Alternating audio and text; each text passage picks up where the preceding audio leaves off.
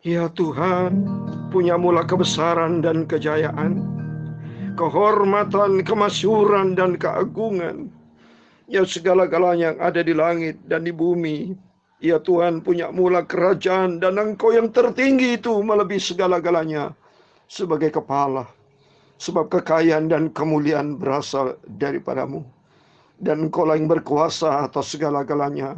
Dalam tangan-Mulah kekuatan dan kejayaan. Dalam tangan-Mulah kuasa membesarkan dan mengukuhkan segala-galanya.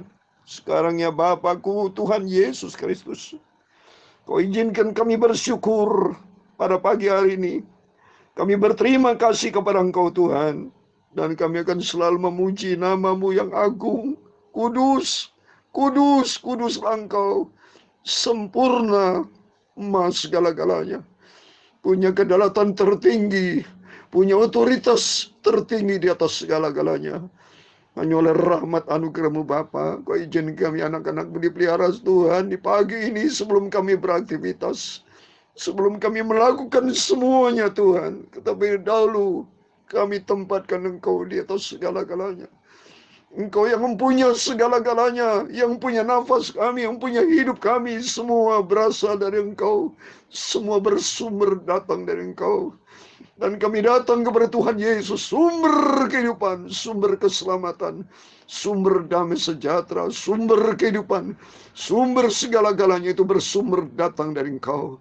Kuduskan mulut hamba-Mu, kuduskan kami semua anak-anak-Mu, layakkan kami akan memuji Engkau Tuhan. Dan layakkan kami untuk membaca firman yang kudus. Supaya hidup kami dipimpin oleh firman-Mu. Melangkah di dalam kebenaran firman-Mu. Supaya kami tidak melangkah di dalam kegelapan dosa, hawa nafsu dunia yang jahat ini. Tapi kami mengerti akan kebenaran firman-Mu. Dan berada di dalam terang Tuhan. Sampai suatu hari kalau kami berjumpa layak menjadi perkenanan Tuhan. Hidup di dalam kerajaan surga buat selama-lamanya. Sebab dunia akan lenyap, bukan tempat kami Bapa. Dunia ini akan lenyap, kami hanya sementara. Kami musafir, kami menumpang di dunia ini. Engkau sudah sediakan ibu kekal surga buat selama-lamanya. Kami menantikan kedatangan-Mu Bapa. Sungguh kami merindu. Kami merindu dekat dengan Tuhan. Sumber kehidupan kami, sumber segala-galanya. Engkau yang memberikan kami kehidupan, yang memberikan nafas. Kami bisa panjang umur satu hari ini dan seterusnya. Sebentar kami akan tinggalkan 2021. Engkau menjadi Alfa dan Omega. Kami tempatkan Engkau menjadi awal dan akhir dalam hidup kami. Dari sejak 1 Januari, Kau izin kami memasuki tahun 2021. Dan sebentar kami akan sama-sama mengakhiri tahun 2021 di bulan Desember. Bersama dengan Tuhan Yesus. Sehingga kami akan tampil lebih dari pemenang. Engkau bersama kami Bapa. Kuduskan sebentar dan ampuni segala dosa kami. Dan izinkan sebentar kami memujiakan Engkau. Dan mendengarkan firman-Mu. Dan kami melangkah di dalam rencana-Mu. Sehingga kami jadi serupa dengan Kristus. Masuk di dalam kerajaan surga buat selama-lamanya. Segala puji hormat. Segala keagungan, kebesaran, ketinggian, kemuliaan, kesempurnaan, kekudusan. Tempat tertinggi di atas segala-galanya. Hanya bagi Engkau Tuhan kami Yesus Kristus. Kami hamba mereka-Mu sudah berdoa. Haleluya. Langit dan bumi, haleluya, akan lenyap, tetapi firman-Nya, haleluya, tetapi firman Tuhan, haleluya, tetapi firman-Nya, amin, haleluya, tinggal tetap, haleluya, langit dan bumi, amin, haleluya, akan lenyap, amin, haleluya, tetapi firman-Nya, haleluya, amin, tetapi firman Tuhan Yesus, haleluya, tetapi firman Tuhan Yesus, haleluya, tinggal tetap berhias, segala macam berhiasan. Langit dan bumi semua akan lenyap Bapa, akan lenyap, haleluya, Tetapi firman Tuhan Yesus sumber kebenaran. Tetapi firman Tuhan Yesus sumber kehidupan. Haleluya. Tetapi firman Tuhan Yesus sumber keselamatan.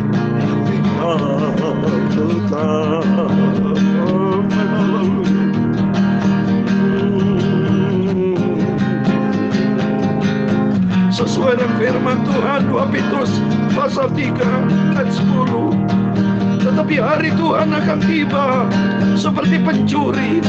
Pada hari itu langit akan lenyap dengan gemuruh yang dahsyat, dan unsur-unsur dunia akan hangus dalam nyala api, dan bumi dan segala yang ada di antaranya akan hilang lenyap. Bumi, langit semua akan lenyap. Bagi orang yang di dalam firman Tuhan kekal selama-lamanya. Langit dan bumi, amin, haleluya, akan lenyap. Langit dan bumi akan lenyap. Tetapi firman Tuhan Yesus, tetapi firman Tuhan Yesus, haleluya. Tetapi firman Tuhan Yesus segala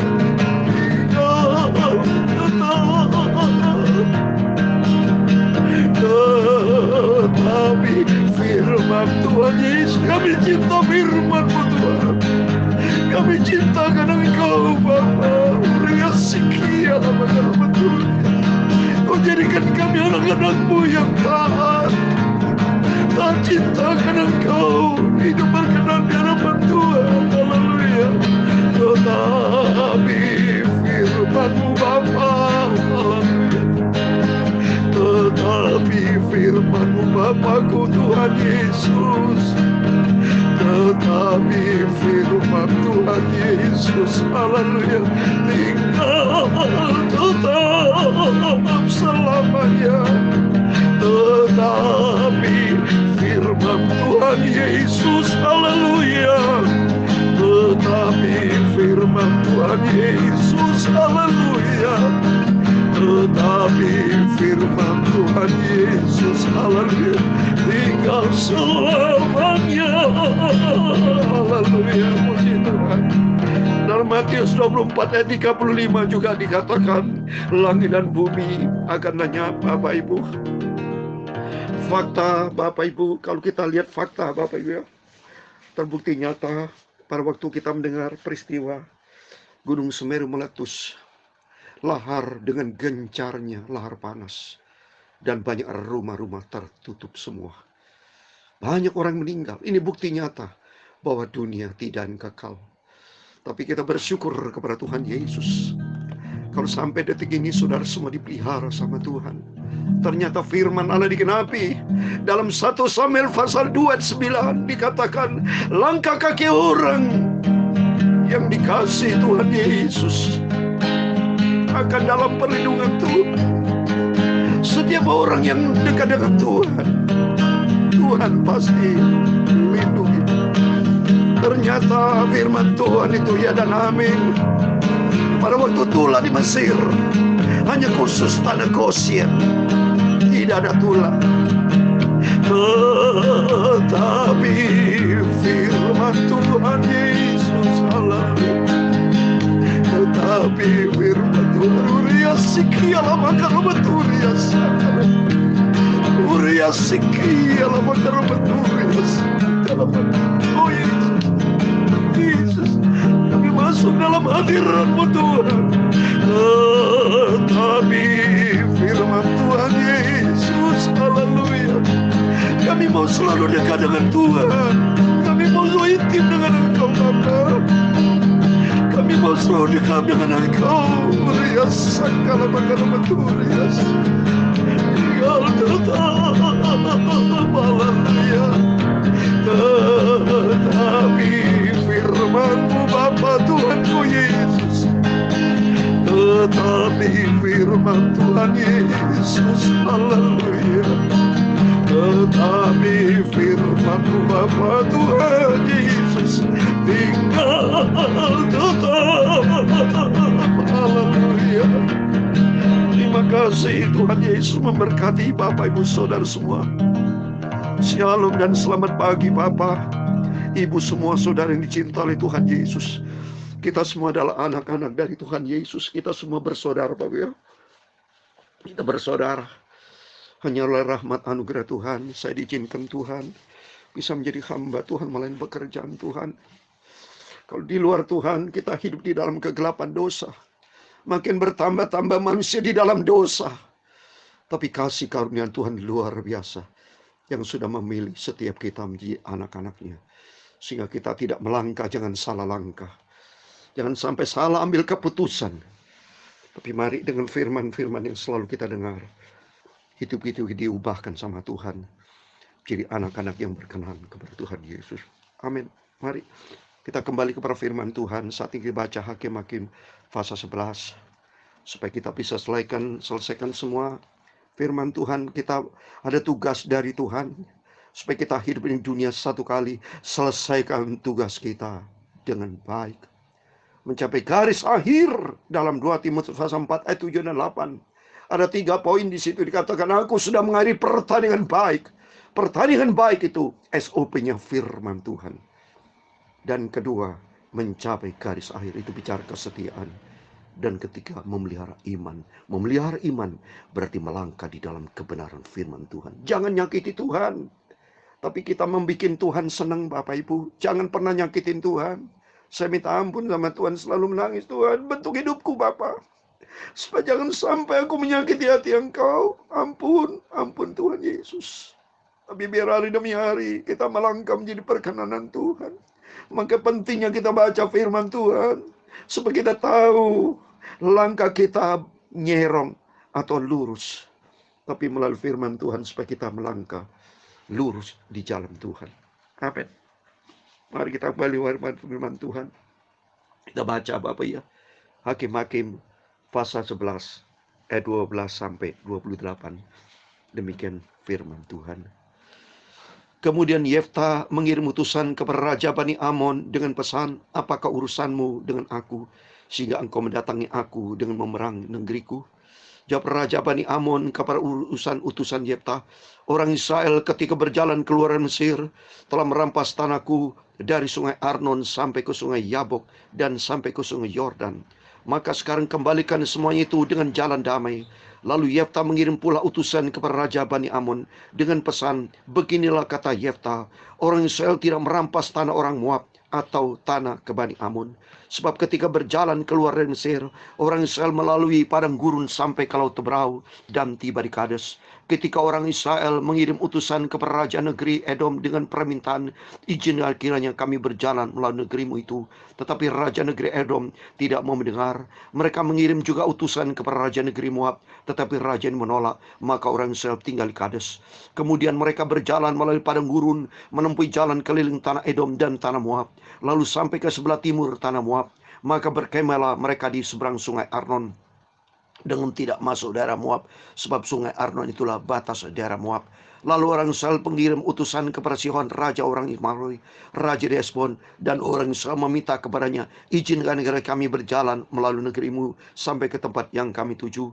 Tetapi Sihon tidak percaya kepada orang Israel yang hendak berjalan melalui daerahnya itu. Maka dikumpulnya seluruh rakyatnya, ia berkemah di As, lalu berperang lawan orang Israel. Tetapi Tuhan Allah Israel menyerahkan Sion dengan seluruh rakyat ke dalam tangan orang Israel. Dan mereka dikalahkan sehingga orang Israel menduduki seluruh negeri kepunyaan orang Amori penduduk negeri itu. Demikianlah dimiliki orang Israel seluruh daerah orang Amori itu, dari sungai Arnon sampai ke sungai Yabok, dan dari padang gurun sampai ke sungai Yordan. Maka sekarang Tuhan Allah Israel telah merebut milik orang Amori bagi Israel umatnya. Apakah engkau hendak memiliki pada tanah mereka itu? Bukankah engkau akan memiliki apa yang dibeli oleh Kamos Allahmu? Demikian kami memiliki segala direbut bagi kami oleh Tuhan Allah kami. Lagi pula, apakah engkau lebih baik dari Balak Sipor, Raja Moab? Pernahkah ia menuntut hak kepada orang Israel, atau pernahkah ia berperang melawan mereka? Ketika orang Israel diam di Hesbon dengan segala anak kotanya, di Arur dengan segala anak kotanya, dan di segala kota sepanjang kedua tepi sungai Arnon selama 300 tahun. Mengapa waktu itu engkau tidak melepaskan kota-kota itu? Jadi aku tidak bersalah terhadap engkau, tetapi engkau berbuat jahat terhadap aku dengan berperang melawan aku. Tuhan, hakim itu ialah yang menjadi hakim pada hari ini antara orang Israel dan Bani Amon. Tetapi Raja Bani Amon tidak mendengarkan perkataan yang disampaikan kepadanya oleh utusan Yefta. Amin. Demikian firman Tuhan yang sudah kita baca dan dengar. Di dalam nama Tuhan Yesus Kristus, Bapak Ibu semua, mari semua diberkati Tuhan. Kita mau setia kepada Tuhan. Kita mau cinta Tuhan Yesus. Kita mau sungguh sama Tuhan. Kita ikuti jejak firman Tuhan. Setia rajin baca firman Tuhan. Dan yang paling penting selalu saya berkata, kita mau cinta Tuhan Yesus. Kita mau setia Tuhan Yesus. Dan kita mau taat. Ini penting, taat takut akan Tuhan. Taat artinya menjadi pelaku firman Tuhan. Sebab kalau kita menjadi pelaku firman Tuhan, itu yang Tuhan inginkan. Sebab dalam Yohanes pasal 3 ayat 36, banyak orang hanya percaya tapi tidak taat. Tapi maunya Tuhan kita menjadi orang percaya dan hidup taat. Dalam Yohanes pasal 3 ayat 36 dikatakan, kalau kita percaya tapi tidak taat akan menerima murka Tuhan. Kalau percaya saja berarti level kita sama dengan iblis. Sebab iblis dalam Yakobus pasal 2 ayat 19 itu dikatakan mereka percaya, bahkan iblis gemetar. Tapi iblis tidak memiliki sifat taat. Itu bedanya. Tapi bagi kita sebagai anak Tuhan, mari kita mau taat. Kita mau menjadi pelaku firman. Apa yang Tuhan perintahkan, itu yang kita kerjakan. Sehingga hidup kita di dunia ini tidak sia-sia. Karena kita hidup di dunia Tuhan ciptakan Bapak Ibu. Selalu saya berkata, sadar Bapak Ibu, kita ada di dunia ini, saya dipelihara sama Tuhan. Bukan kemauan saya, bukan kehebatan saya. Kalau bukan atas izin Tuhan, udah mati saya. Ya, pada waktu tahun lalu saya pernah bersaksi kan, kalau Tuhan tidak berkemuran, saya sudah lewat. Sudah tinggalkan dunia, tidak bisa menyebarkan firman Tuhan. Seperti kemarin saya katakan kan, ada tetangga saya pada usia yang tidak tua, masih muda. Sehat, suka ketemu saya, sehat. Ya, tapi saat ini kini sudah tidak ada lagi. Setiap kita suatu hari kelak akan ajalnya akan tiba. Tapi menjadi pertanyaan, apakah selama hidup kita di dunia ini taat atau tidak? Mari kita buka firman Tuhan. Kalau saya mau terangkan di sini, Yefta dipilih Tuhan karena dia selalu membangun persekutuan dengan Tuhan. Tapi di tengah-tengah bangsa Israel inilah kalau kita lihat ini, bangsa Israel selalu berperang. Bangsa Israel jujur tidak punya tempat ini.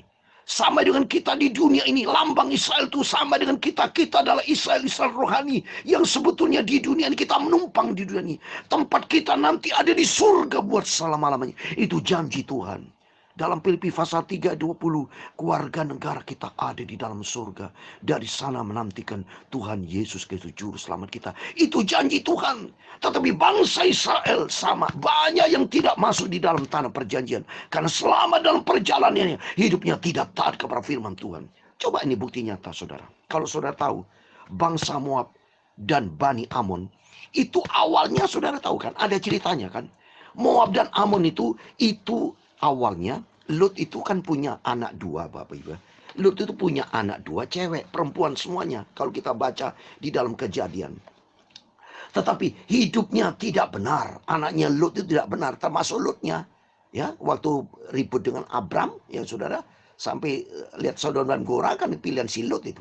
Ya toh, demikian anaknya tidak benar itu. Kalau saudara baca di dalam Kejadian pasal 19, Lut itu punya anak perempuan dua, ya.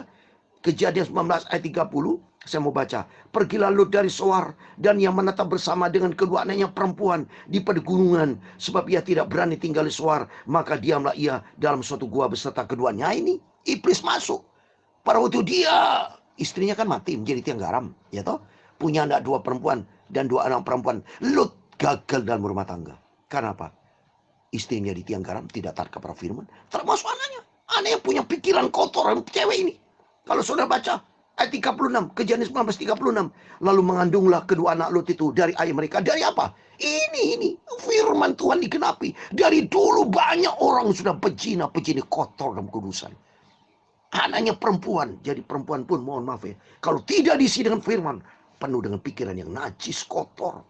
Sehingga dia mendekati Lut, papa kandungnya loh saudara. Supaya dia mengandung. Akhirnya di ayat 37 yang lebih tua melahirkan seorang laki-laki yang namanya Moab. Nah ini yang perempuan Anaknya Amon yang lebih muda 38, bumi yang lebih muda pun melahirkan seorang anak laki-laki, dan namanya Ben-Ami. Dia Bani Amon ini, Moab dan Amon sama ini saudara. Tapi selama hidup dari bangsa Moab Amon adalah bangsa yang tidak takut akan Tuhan, yang tidak menyembah Tuhan, bangsa yang tidak taat kepada Tuhan. Akhirnya memerangi bangsa Israel, tetapi bangsa Israel itu dipilih sama Tuhan, hanya ada kemenangan. Coba lihat, ini ribut sama Yefta, tapi Yefta berjawab, itu gak bisa. Karena ternyata Tuhan yang memberi. Semua ini tanah milik Tuhan. Kalau Tuhan yang kasihmu, siapa lawannya, saudara? Tertulis. Coba ini. Kalau saudara baca nih. Di ayat 21. Yang Hakim pasal 11, 21. Tetapi Tuhan Allah Israel menyerahkan Sihon dengan seluruh rakyatnya ke dalam tangan orang Israel. Dan mereka dikalahkan. Sehingga orang Israel menduduki seluruh negeri kepunyaan orang Amori penduduk negeri. Itu jadi gak bisa. Dia pikir mau direbut oleh dari Bani Amon. Tapi Yefta dipakai Tuhan. Dia berani, dia tegas bahwa semua itu datang dari Tuhan. Demikian dalam kehidupan kita ini. Kita berani melawan dosa. Kita berani tegakkan kebenaran. Karena Tuhan menjadi pembela kita. Kalau kita sungguh-sungguh dekat sama Tuhan. Maka pentingnya saudara. Dalam kehidupan ini. Sebuah keputusan. Harus keputusan yang sesuai dengan kehendak Allah. Setiap langkah kita jangan menyimpang ke kanan ke kiri. Tapi mari kita pegang janji Tuhan. Mau hidup di dalam kebenaran firman Tuhan. Supaya suatu hari kelak kita tinggalkan dunia ini. Punya tempat kekal di surga buat selamanya. Seperti, saya mau kasih satu ayat. 2 Petrus pasal 3. Ayat yang ke-11 saudara. 2 Petrus pasal 3 ayat 11. Demikian firman Tuhan. Jadi jika segala sesuatu ini akan hancur secara demikian. Betapa suci dan salehnya kamu harus hidup. Amin. Mari kita mau hidup suci. Mau hidup saleh di depan Tuhan. Yaitu apa? Hidup ketaatan kita kepada firman Tuhan. Kita mau komit dengan Tuhan. Karena dunia suatu hari kebelannya Bapak Ibu. Tapi bagi orang yang hidup di dalam firman Tuhan. Akan mendapat hidup kekal selama-lamanya. Tuhan Yesus memberkati kita semua. Tetapi firman-Nya. Haleluya. Tetapi firman-Nya. Amin. Haleluya. Tetapi firman-Nya, haleluya, ingat tetap, amin, haleluya. Langit dan bumi semua akan lenyap, haleluya, akan lenyap, amin, haleluya. Tetapi firman Tuhan Yesus, haleluya, tetapi firman Tuhan Yesus, haleluya, tetapi firman Tuhan Yesus tinggal tetap, amin, haleluya. Tuhan memberkati engkau dan melindungi engkau. Tuhan menyinari engkau dengan wajahnya dan memberi engkau kasih karunia. Tuhan mengharapkan wajahnya kepadamu dan memberi engkau damai sejahtera. Bapa kami yang di surga, dikuduskan namamu, datanglah kerajaanmu, jadilah kehendakmu di bumi seperti di surga. Berikanlah kami pada hari ini makanan kami yang secukupnya, dan ampunilah kami akan kesalahan kami, seperti kami juga mengampuni orang bersalah kepada kami. Dan jangan membawa kami ke dalam pencobaan, tetapi lepaskan kami daripada jahat. Karena engkaulah yang mempunyai kerajaan dan kuasa dan kemuliaan sampai selama-lamanya. Amin. Selamat pagi. Tuhan Yesus memberkati Bapak Ibu Saudara semua. Berjaga dan berdoa. Tuhan bersama kita. Immanuel. Puji Tuhan. Haleluya. Amin.